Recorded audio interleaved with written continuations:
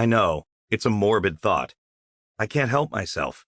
This horrifying question just pops into my head practically every time I board an airplane.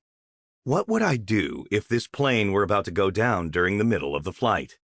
Throughout my years of travel, I mulled over this scenario, and I decided that if the flight I am on is ill-fated, then during my last few minutes in the air, I want to put on my headphones and play Lynyrd Skynyrd's signature song, Freebird, as the plane drops from the sky.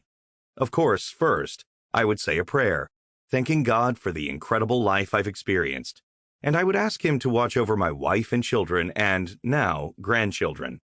But then, the last thing that I would want to hear before I die is Allen Collins's legendary guitar solo. From my morose perspective, Free Bird is the perfect song to listen to as one's life draws to a close.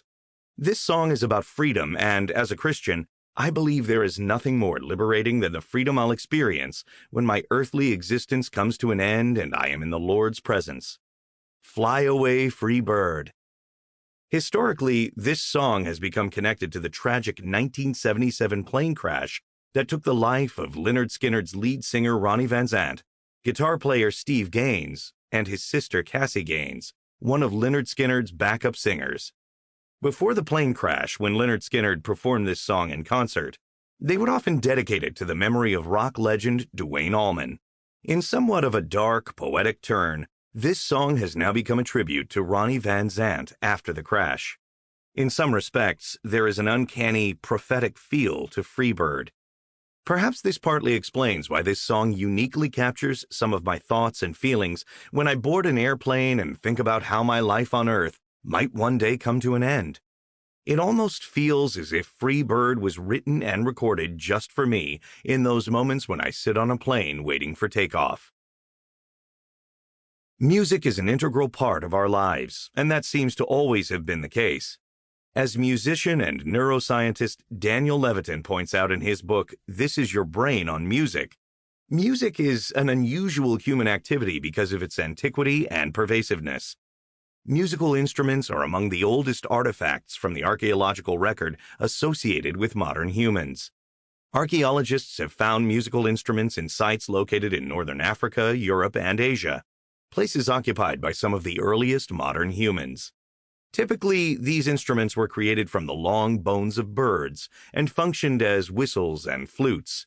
In some cases, percussion instruments have also been recovered.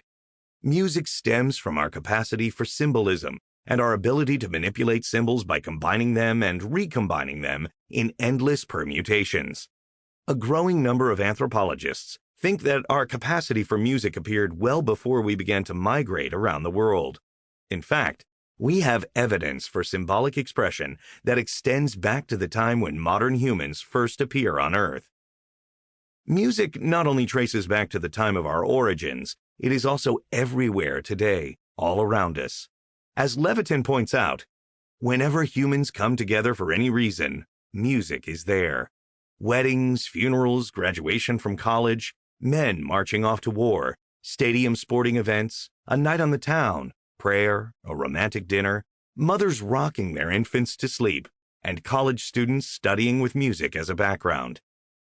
Music serves an important function for many of the most significant events in our lives and helps to make the most mundane parts of our daily routines enjoyable, even meaningful at times.